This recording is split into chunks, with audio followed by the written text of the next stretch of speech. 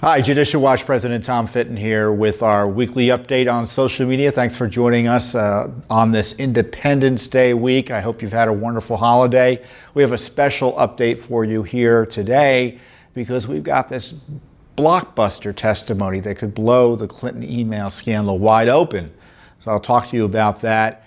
And we've got the crisis on the border, which is being worsened by politicians who are wanting to upend the rule of law there.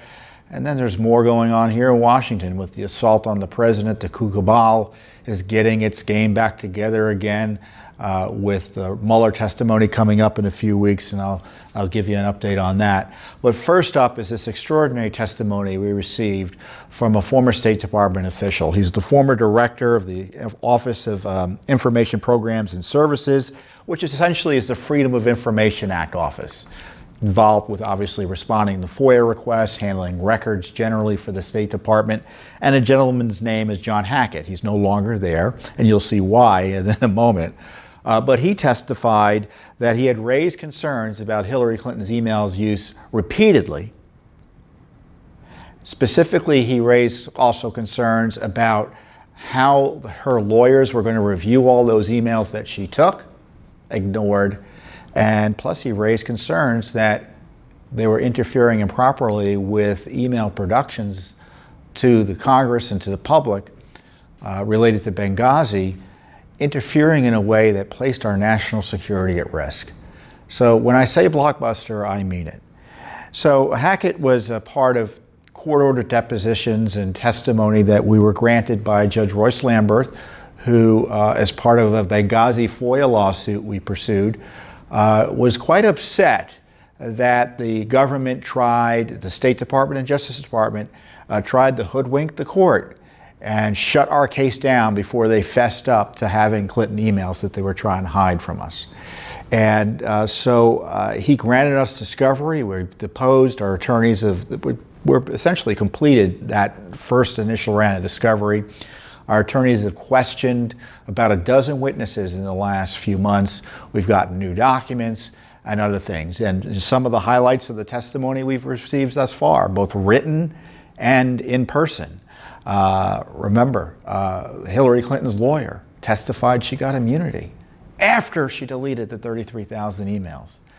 The top FBI official who was supposedly investigating the Clinton email issue admitted that they found Clinton emails in the Obama White House, the executive office of the president. The top security official at the State Department, deposed by us, he admitted they warned Hillary Clinton not once but twice about her email practices, or specifically about don't use a BlackBerry and be careful about the use of personal emails for government business. She was warned. And then we found out additional documents showing that the Obama White House was involved in the cover-up and lies about the Clinton email system. I mean, one of the big issues is that, well, no one figured it out until late in the game that Hillary Clinton had this email system. That's not true. Well, go back and think about it like this. Hillary Clinton is the head of the State Department. She knows about her system. Her people know about her system then. The State Department knew from the beginning. And certainly they knew generally as a matter of under the law related to the Federal Records Act and the Freedom of Information Act for years. But then they couldn't avoid the issue because people started asking specific questions on her emails, and that's when they started lying to the American people about it and misled the courts and Judicial Watch. And that's why there's this email scandal, because not only was there the mishandling of classified information, but you also had the misleading of federal courts, Congress, subpoenas, things like that, that were all of which were impacted negatively by the big lies about the Clinton email system. So the judge wants to know, was there an effort to hoodwink him? There's no doubt there was. He also wants to know whether Hillary Clinton used her system to avoid the Freedom of Information Act. No doubt that happened. And then more as importantly, because it's FOIA, well, where are the other emails that may be out there that Judicial Watch and the American people have a right to have reviewed and released to them? Specifically Clinton emails. And this is all in the context of a lawsuit about Benghazi. And so the judge wants to know, was Benghazi one of the reasons all of this scamming took place? They didn't want us to know about the emails because they were afraid what might be in there about Benghazi? Well, you'll see that may be the case here. So getting back to John Hackett, he's this former top official in the State Department involved in records management. And he was blowing the whistle repeatedly on what Hillary Clinton was doing. In June of 2013, there was this famous photo, you may have seen it, Hillary Clinton's wearing a dark pair of sunglasses looking at her BlackBerry. And I think she used it for her first Twitter picture or something like that, or associate with her Twitter feed when she opened it. And this is what we say. Hackett testified about his initial concern over Clinton's email use arose in June of 2013. Now remember, we weren't told about her email use publicly until March of 2015, almost 2 years later. He saw that photograph and he thought, and this is a quote, and that got me thinking, well, what was that BlackBerry? Because the picture was of her on a government plane. Was it a government BlackBerry? And if so, were there emails relating to that BlackBerry? Oh boy, that's an inconvenient question. And he went and talked to his director, Cheryl Walter. And she said after seeing that photograph and suggested we had to be careful about what sort of responses we made related to Hillary Clinton's emails. If there was a no records response, that was being given out. So they were giving no records response, lying when people were asking about Clinton emails. And he said, well, we have to stop saying that. And so you know what they did? They essentially just stopped answering the requests, wouldn't tell them anything one way or another. So they specifically and actively hid her email usage from those seeking these records as they're able to under law, including Judicial Watch.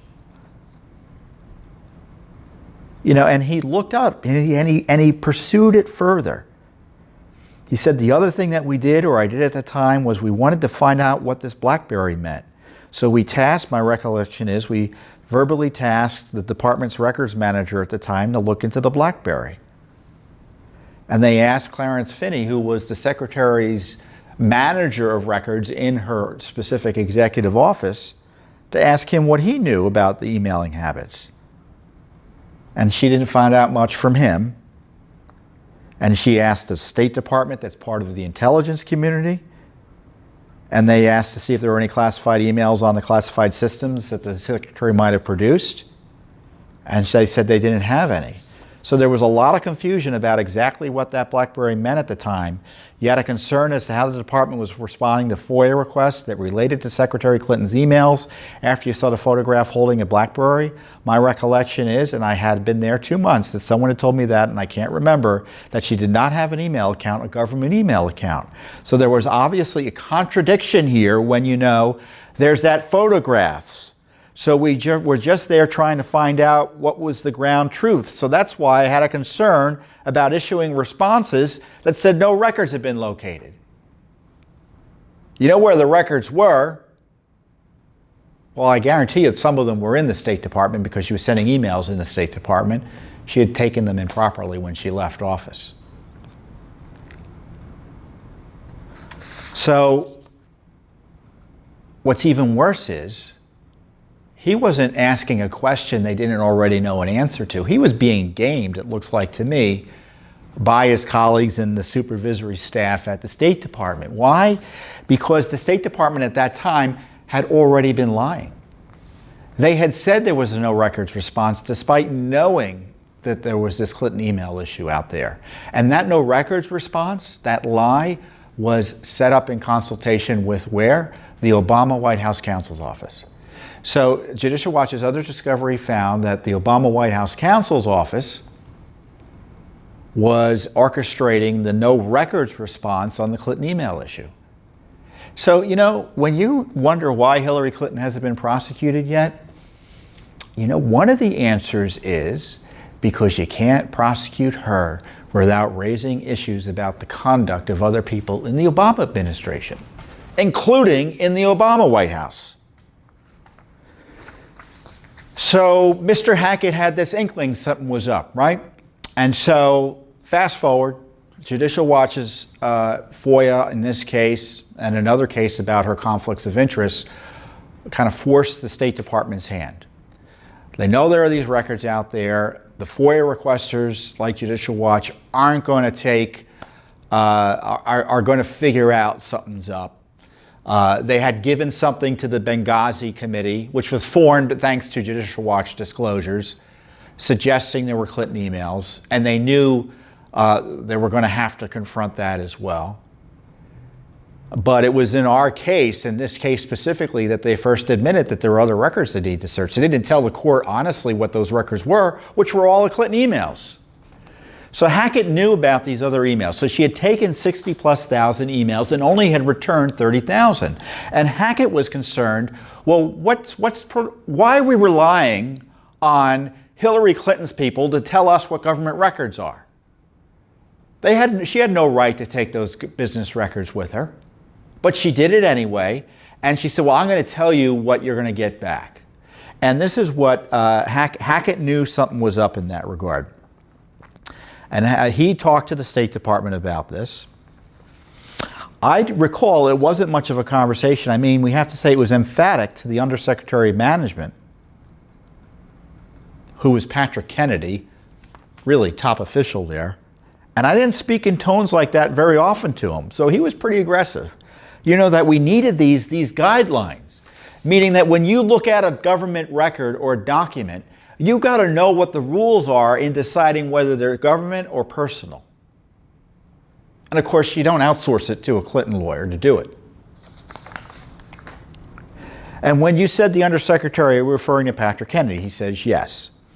So our attorney asked, and then he goes, I think there might have been raised it with two other people, Rich Visick, who another senior official acting office of legal advisor, lawyer, and Peggy or Margaret Grayfeld, who was an executive level State Department FOIA officer. She's since passed away. She's been the FOIA person from our, we always recognize her name because she was always responding to Judicial Watch FOIAs. Why did you, and our lawyer asked, why did you feel so strongly that this was necessary that they provide the information?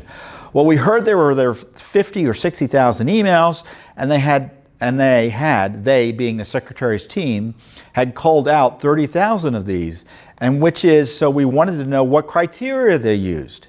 The standard for the National Archives is very strict. The National Archives sets records policies for the government agencies. If there were mixed records, that would be considered a federal record. If there was mixed personal and mentioned a discussion, there would be, under the narrow National Archives rules, it would be considered a federal record.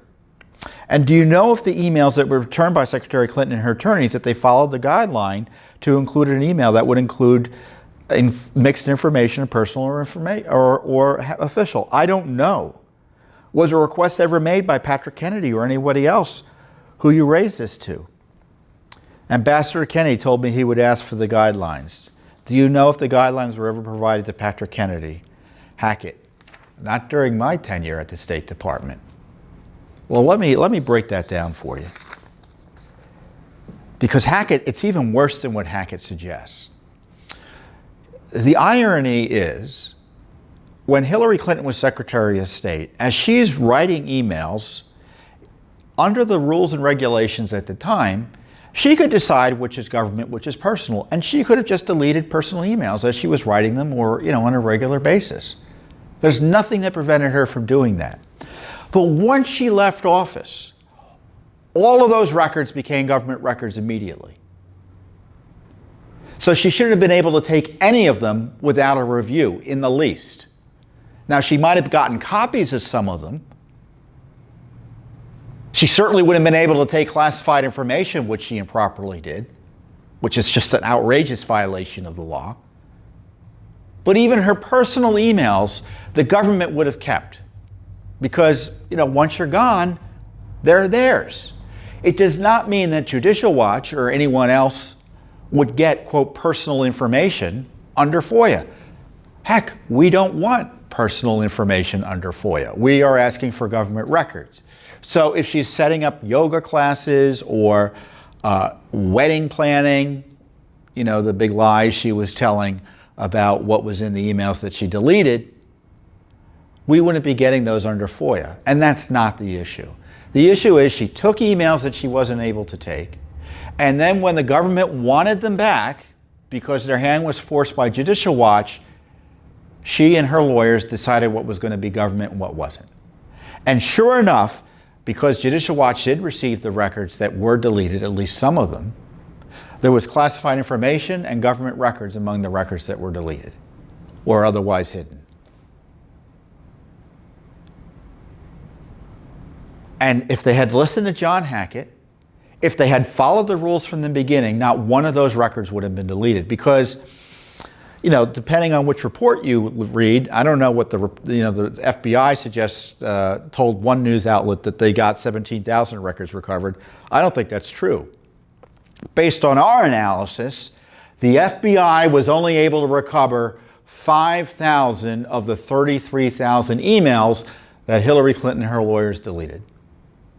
And we know among those records that were those personal emails that were deleted were plenty of government records, because we got them. We wouldn't get them if they weren't government records, and classified information.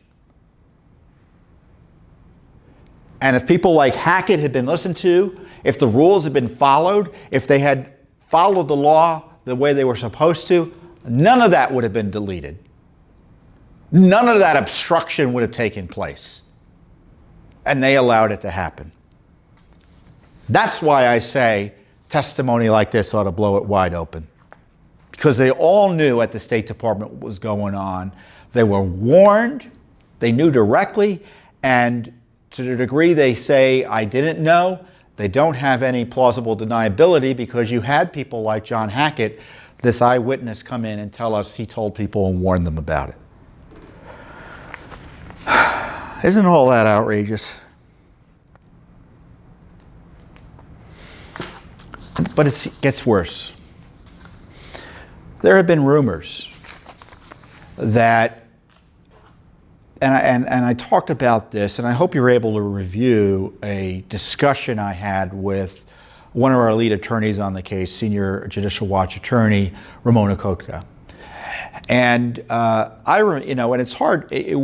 We're a transparency organization at Judicial Watch.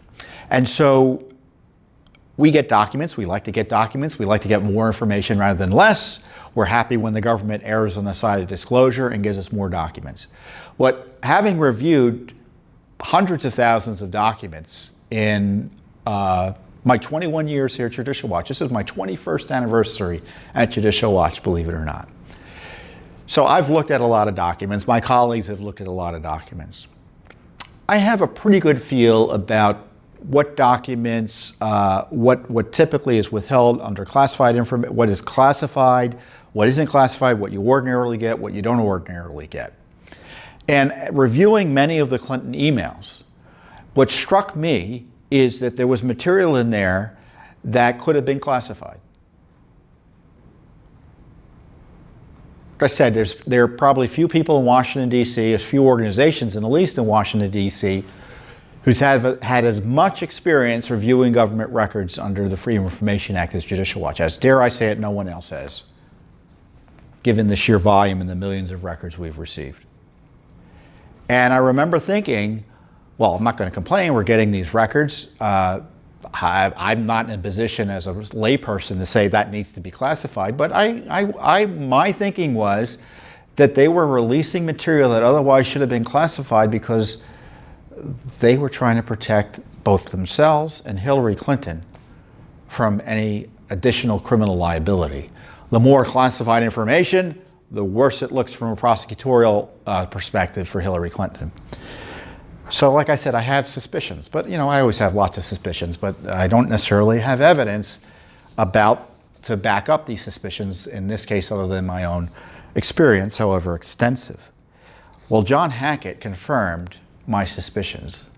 And this is how he did it, because he testified that he was concerned about interference in the document release process, the FOIA process, especially as it relates to Benghazi. And he testified that they were, let me get to the section of the document about this, forgive me here.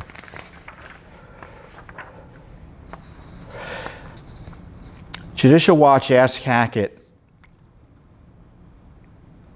he believed that there was interference with the formal FOIA review process in 2014, because that was when they were getting Hillary's emails. Hackett said he believed that some bureaus were convinced, and analysts were convinced, once it was explained to them to redact something but use a B5 exemption versus a B1 exemption.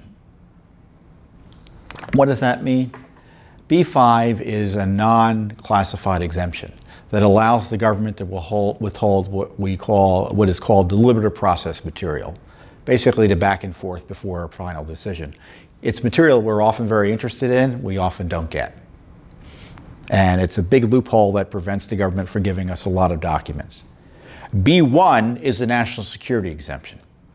So when you're classifying something or withholding something under B5, you're saying that underneath it, underneath the black marks that you often see with redactions, there's nothing classified.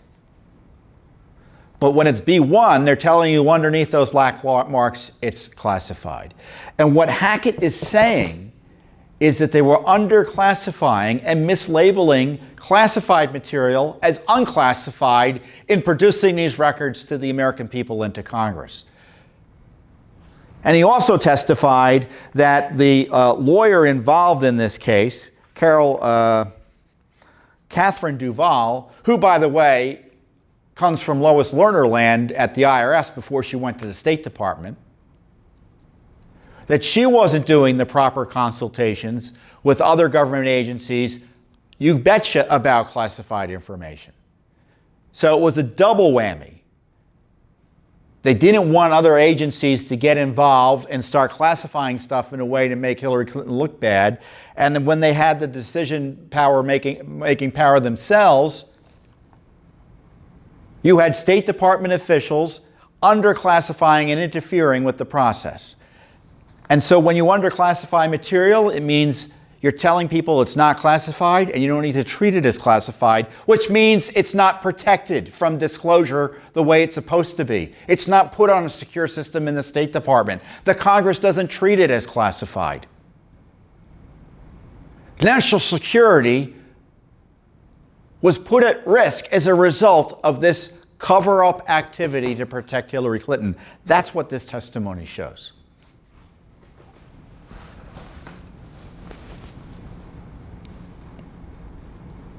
Attorney General Barr and the Justice Department have more than enough evidence, uncovered by Judicial Watch, of course, to reopen the Clinton email investigation, to not only investigate Hillary Clinton, but her former colleagues at the State Department, frankly, in the Obama White House, and in the Justice Department itself. They were all in on this. They were all in on it. I mean, as if Benghazi wasn't bad enough, 4 people got killed. And then they lied about it. And then they got caught with emails, having an email system as a result of our Benghazi investigation. And they doubled down on the damage to our national security by releasing stuff improperly. And it isn't Judicial Watch saying this. This is a testimony of a former State Department official. So just incredible material. And, I say it once, I'll say it again. Judicial Watch is doing the heavy lifting here. It was Judicial Watch that obtained this testimony. We received other testimony, as I said before, about the Obama White House being involved in the cover-up, Hillary Clinton being warned twice about email usage and security issues, warnings she acknowledged.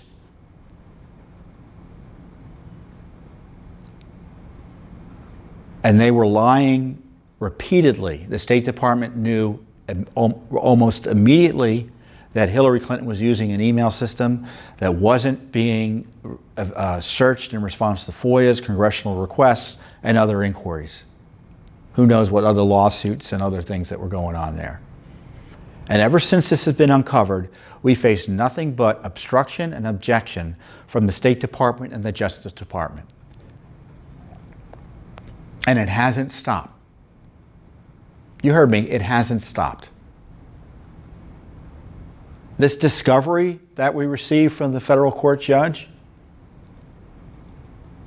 it came over the outrageously dishonest objections of this Justice Department. Thankfully, the federal court judge said, you know what, it's bad enough what went on during the Obama administration. He said, why is this Justice Department still defending the indefensible? He didn't use that language, but he essentially said it. And thankfully, he granted us this discovery. We got the goods. So no more excuses. I don't know what they're doing now. Attorney General Barr, he's expressed interest in looking and re-looking at this Clinton email issue, and I hope he does it. Certainly, we've got the documents, we've got the goods if he wants to do anything else on it. Statute of limitations hasn't passed on a lot of these email crimes and lies, so he should be able to do something if he wants to exert the political will to do it.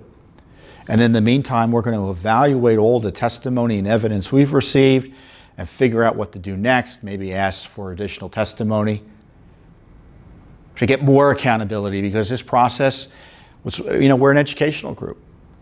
So this discovery that we're getting obviously is important to the court process, but because we publicize it in a responsible manner, we put the deposition I'm talking about, I encourage you to go to Judicial Watch's website and download it. You can look at it yourself.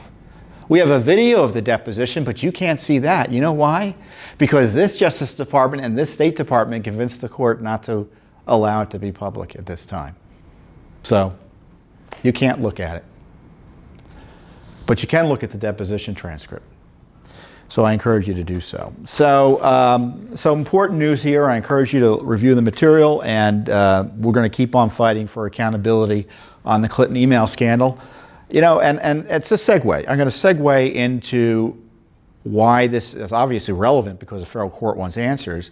But the Clinton email scandal and cover-up is relevant because without that, you wouldn't have had the Russiagate hoax.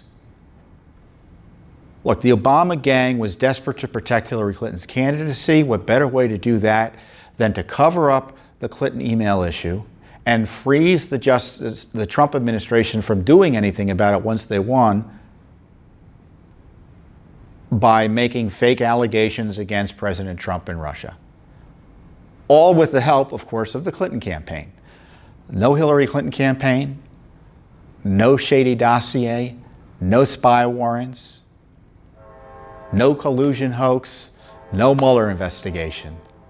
And you would have had a Justice Department, as I said, that was unfrozen and might have been able to do something in the first 2 years in terms of a serious relook of the Clinton issue.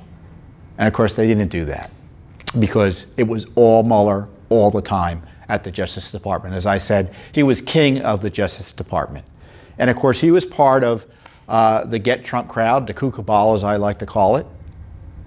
And sure enough, they're dissatisfied with the fact they were unable to find any collusion between any Americans knowingly and the Russians in any involvement in American public policy discourse, certainly in the campaign. And they couldn't make the obstruction case because there was no obstruction case to make.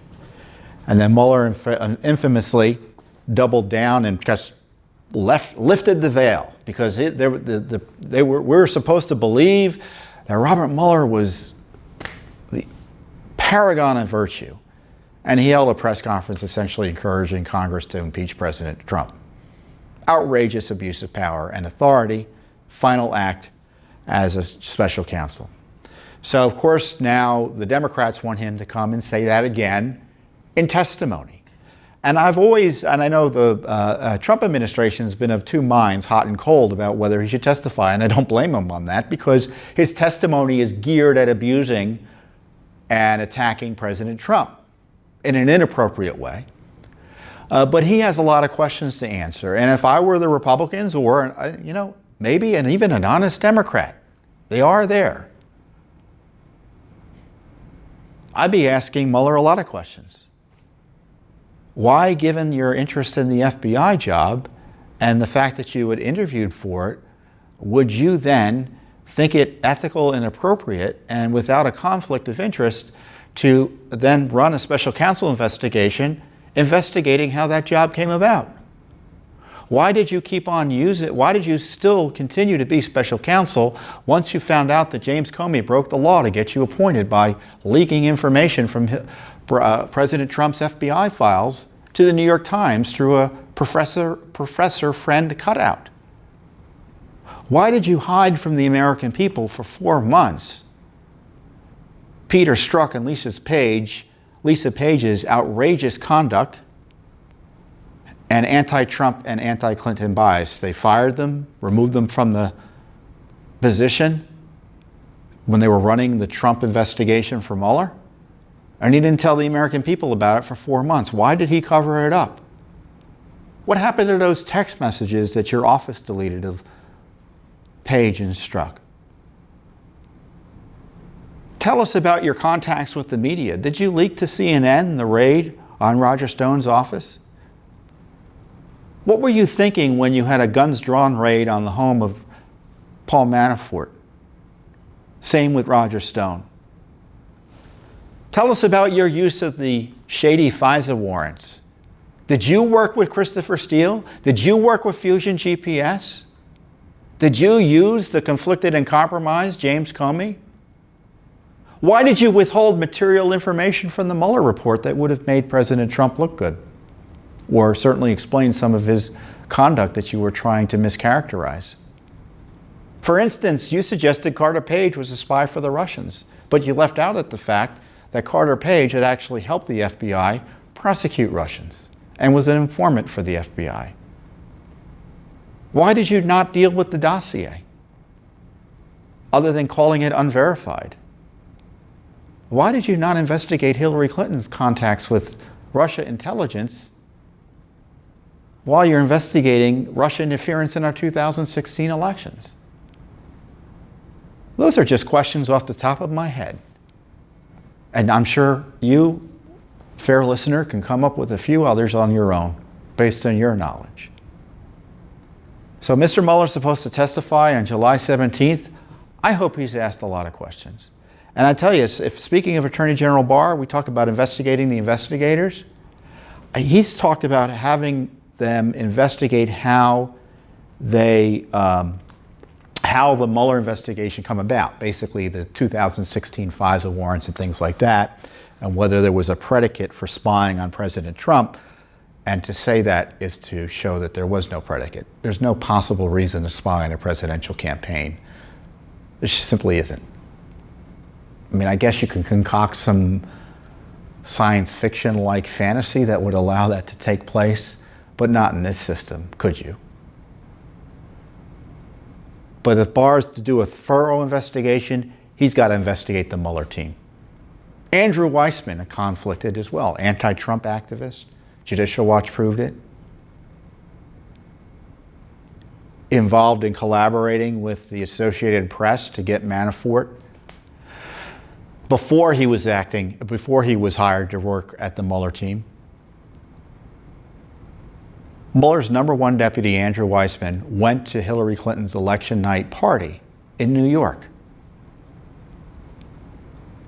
Mueller should be asked about that. He should be asked, why couldn't you find anyone who gave money to a Republican to put on your team? Why did you just hire Democratic hack activists to work on your prosecution team? Could be an interesting hearing. But we know what the media is going to do. They're going to blow up everything that Mueller says to try to push the destroyed Trump narrative that they're involved in. I don't know what Barr's doing, but I can tell you what Judicial Watch is doing. As we're doing with the Clintons, and we're doing with Mueller and the deep state, we have over 50 lawsuits, at least a dozen of which relate to Mr. Mueller, trying to find out about these very questions that I've asked. We've already gotten information that Andrew Weissmann, for instance, was behind a lot of the hires of these anti-Trump donors on Mueller's team. We had gotten that email again about Andrew Weissman already, showing that he was an anti-Trump activist, praising Sally Yates, the Obama holdover who was trying to thwart President Trump's first travel ban, lawlessly trying to thwart it. The email shows that Andrew Weissman said, I'm in awe of you. What the heck is he doing there? He should have been nowhere near that investigation. A lot of questions for Robert Mueller. I hope the Republicans have their act together, and I hope Democrats at least have the ethics to ask some tough questions. But of course, they're not going to want to do that because their party's implicated in the scandal. Democratic National Committee was behind the Steele dossier just as much as the Clinton campaign. I tell you what, one thing the president ought to do, he ought to demand information from Congress. Freedom of Information Act doesn't apply to Congress. He should push for that. The president has independent responsibilities to make recommendations to Congress on legislation. As part of that, he should be asking for documents from Congress about some of the things I'm asking about. What's good for the goose is good for the gander. Did you know that the Freedom of Information Act doesn't apply to Congress? We're not allowed to ask Congress of anything. President Trump would do well, and frankly, everyone would do well to wonder why it is that Congress is exempt from the ordinary laws of disclosure that other government branches follow. Many state legislatures you can check to see your local state. I don't have a state-by-state analysis, but many state legislatures are subject to the Freedom of Information Act. Why isn't Congress? I've testified repeatedly to Congress before both Democrats, Republicans, well, obviously Democrats and Republicans if I'm testifying in a committee. But when Democrats ran Congress or the Senate and the House, it doesn't matter. I've testified on both sides, and I say the same thing. FOIA ought to apply to Congress. Now, Democrats and Republicans don't like that idea. Some do, some don't, but the leadership didn't really like that idea of either party. So maybe that's your little project for next week. Ask your members of Congress what they think about the Freedom of Information Act applying to Congress. See where they come down on it. They probably never thought about it. You'll probably horrify them with the question, so it might be enjoyable just to ask it. And the crisis, of course, continues on the border. The media has decided that the conditions that those seeking asylum are facing in detention centers now deserve attention, despite similar crises in terms of large numbers and the detention centers being overwhelmed occurred during the Obama administration. So for months we were told there's no national emergency on the border, and now that there's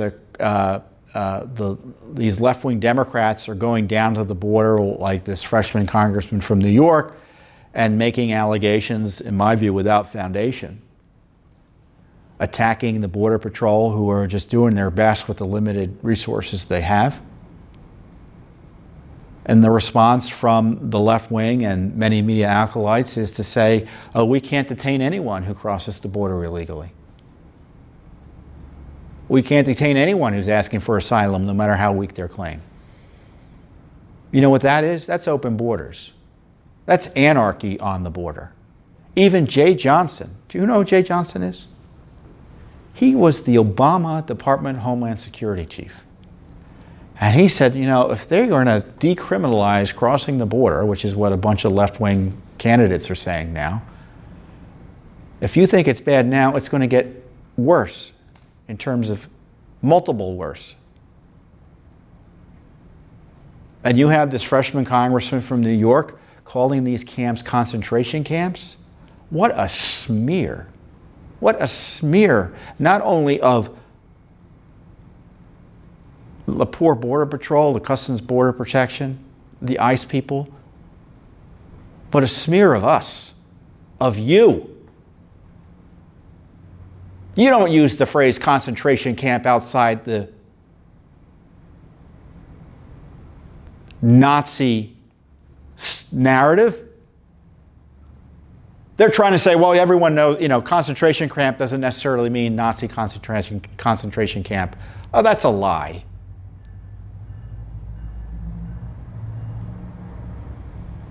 When I say concentration camp, what's the first thing that comes to mind? The Nazi concentration camps. And they're comparing our having to deal with this border crisis to our being Nazis. That's what the American left thinks of law enforcement. And I just hope the president recognizes that. He can expect no help from the American left, the hardcore left. You know, and these candidates running for presidency, if they've decided that open borders is the way in. Not every Democrat agrees with them. As I said, Jay Johnson said, well, this is just crazy town.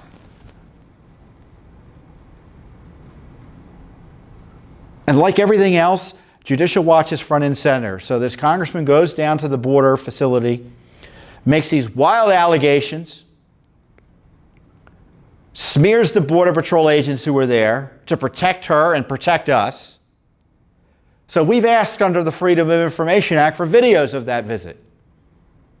And of course, we've been front and center on the border for years, while Congress and everyone else has been asleep up here in Washington, D.C. We've been talking about the terror threat there.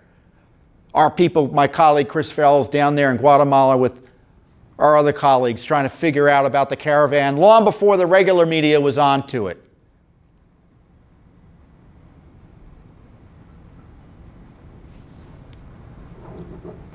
Our people have been down at the border dozens of times. And of course, we have litigation to try to uphold the rule of law on immigration. We stood against day labor sites. You know what day labor sites? Local governments fund sites where illegal aliens can get illegal work. We went in and tried to stop that. We were successful at times in doing that. We're challenging the sanctuary policy right now in San Francisco, the dangerous sanctuary policy that led to Kate Steinle's death and countless other deaths and carnage.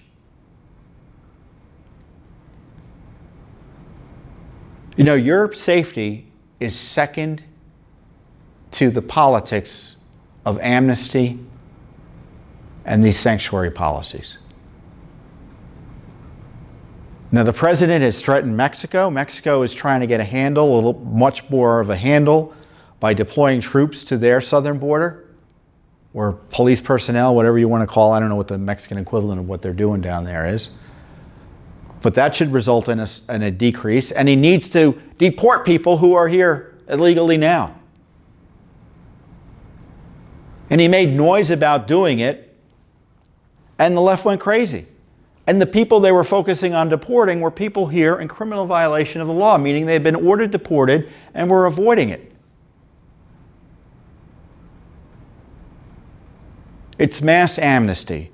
And believe me, guys, it isn't about the Hispanic vote. Not every Hispanic wants open borders. Not every Hispanic wants amnesty. It's an insult.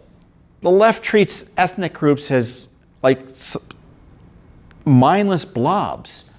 But ethnic groups are made up of individuals who have their own views. As conservatives, we recognize individuals.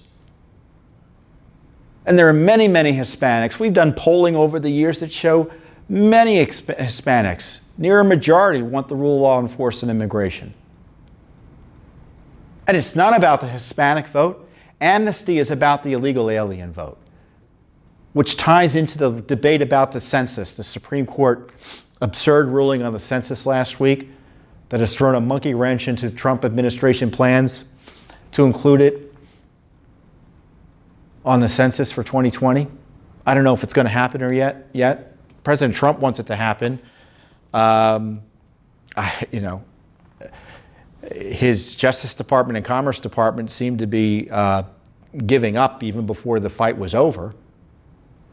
So he looks like he had to step in and do the right thing here and try to say, we're not going to give up that easily. They don't want the census question to ask whether about foreign nationals here in the United States, because they want to erase, essentially, the idea of citizenship in the United States by having open borders, by having no distinction legally in terms of voting, government benefits, or anything else between citizens and non-citizens. It's erasing the nation.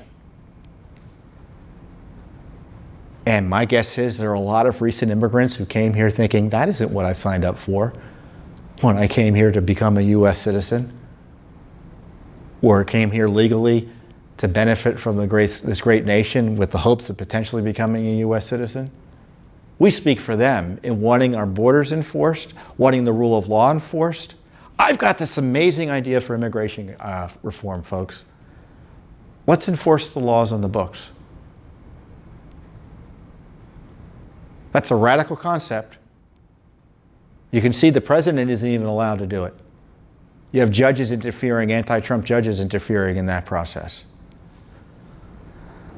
So our republic is under assault from a variety of ways, and in a variety of ways, from open border fanatics, from the anti-Trump coup cabal, and it's all part of a piece.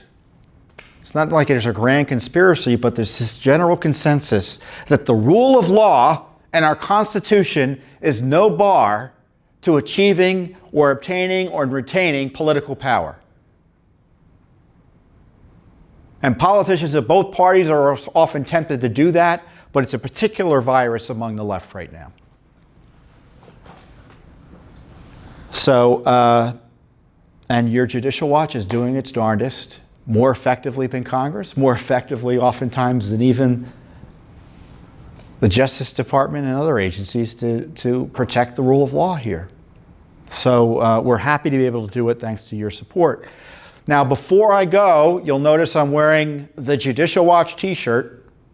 I hope you already have a Judicial Watch t-shirt. We've got a lot of merchandise on our Judicial Watch store website. I don't have the address memorized.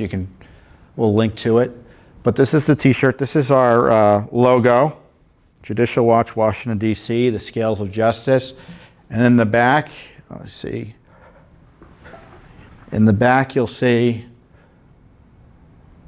can you see it? Because no one is above the law. Now, that's our motto. Because no one is above the law. We do this work to remind people because no one's above the law. A lot of people act as if they're above the law. Sometimes our system acts as if someone's above the law. But we can't have a system where anyone's above the law, and that's why we have this motto. So I encourage you to get this t-shirt. We've got mugs, we've got polo shirts, we've got hats, we've got ties. What else we have?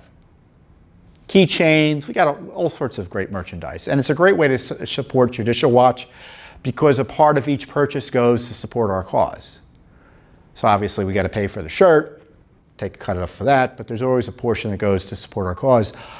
Or even better, you can donate to us directly at judicialwatch.org and make a straight up contribution. But this is a fun way to support Judicial Watch. And I know we have hundreds of thousands of supporters out there already who give us direct support.